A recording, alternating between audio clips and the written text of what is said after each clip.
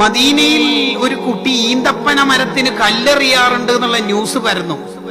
അൻസ്വാറുകൾ പരിധി പിടിച്ച ആ കുട്ടിനെ, അൻസ്വാറുകളുടെ ഈന്തപ്പന മരത്തിനാണ് കല്ലേറ് സംഭവിക്കുന്നത്. ആ കുട്ടിനെ പിടിച്ച് നബിതങ്ങളിലേക്ക് കൊണ്ടുവന്നപ്പോ തങ്ങൾ ആ കുട്ടിനെ വിളിച്ചിട്ട് വെച്ച്, മോൻ ഈന്തപ്പന മരത്തിന് കല്ലെറിയാറുണ്ടോ?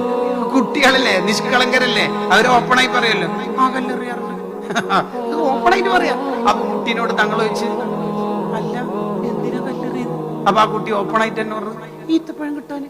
അപ്പൊ തങ്ങള് ഈന്തപ്പന മരത്തിന് കല്ലെറിയരുത്, വീണ് ഈത്തപ്പഴമൊക്കെ ഈ മോനെ എടുത്തോട്ടല്ലേ, സമതല്ലേ, വീണ് ഈത്തപ്പഴമൊക്കെ മോനെ എടുത്തോട്ടെ, കല്ലെറിയരുത്. കുറച്ച് ഡിസ്റ്റൻസ് വെച്ചിട്ടാണ് പറയണത്. ആ കുട്ടിയെ കുറച്ച് അടുത്തേക്ക് വിളിച്ച് അടുത്തിരുത്തിയിട്ട് തല തടവിയിട്ട് ദ്വാരണം കൊടുത്തു.